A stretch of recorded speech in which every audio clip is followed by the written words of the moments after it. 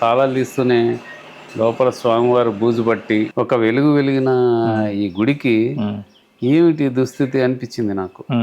సరే, నాకు నా ప్రయారిటీస్ తిరుమలలో చాలా ఉన్నాయి.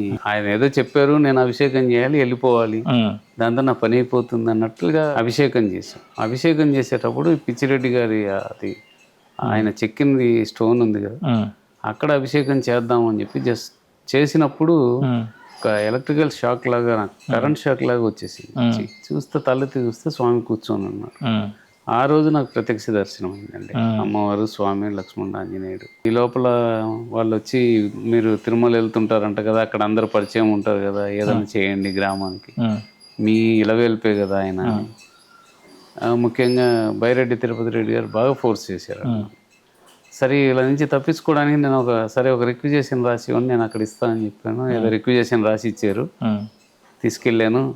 నేను వాళ్ళకి ఎవరికి ఇస్తాను, టీటీడీలో ఎవరికి ఇవ్వలేదు, నేను ఇంట్లో పెట్టేసి. ఆయన తిరుపతి రెడ్డి గారు ఫోన్ చేసి, ఎక్కడన్నారు స్వామి మీరు?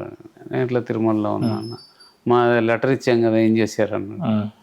అంటే లేదని తీసుకురాలేదు, ఇక్కడ అవ్వండి పనులు, నేను ఏదో వర్క్ తీసుకున్నాం మీ దగ్గర అంటే అన్న. తర్వాత ఇంక అంతటితో వదిలేసాం టాపిక్. దివ్యవారి పాలనలో కందుకూరులో గుడి కట్టడానికి స్టార్ట్ చేశారు. ఆ గుడికి ఎండోమెంట్స్ వాళ్ళు ఏమన్నా విగ్రహాలు ఇస్తారేమో అని నాతో పాటు ఒక అతను వచ్చాడు. నా ద్వారా అడిగిద్దామని చెప్పి వెళ్తే ఎండోమెంట్స్ డిపార్ట్మెంట్కి వెళ్ళాం. ఆ ఎండోమెంట్స్ డిపార్ట్మెంట్కి వెళ్ళినప్పుడు అక్కడ వాళ్ళు ఏం చెప్పారంటే, 100 years గుడి అన్నా ఉండాలండి, మీకు ఏదైనా మేము చేయాలంటే అని చెప్పారు.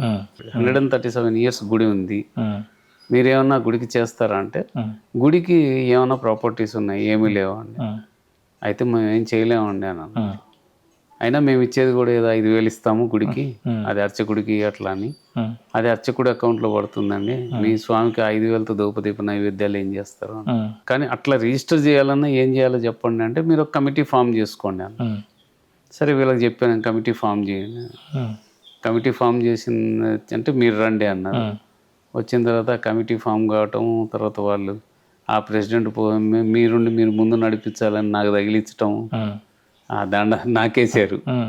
తగిలించామంటే ఇంక ఈయన దగ్గరికి వెళ్ళి, ఏం చేయాలి మరి, నువ్వు ఇదేంటి నాకు ఈ బాధ్యత అప్పు చెప్పావంటే, స్వామివారు కనిపించి, ఇది నీ ద్వారా జరగాలి, సో నువ్వు చేస్తూ వెళ్ళిపో, నీ ముందు నేను ఉంటా, నేను నడిపిస్తుంటా, నువ్వు వదిలేస్తే ఇంకా కొలాప్స్ అయిపోతుంది మొత్తం ఇక్కడ, దానికి నువ్వే కారణం అవుతావు.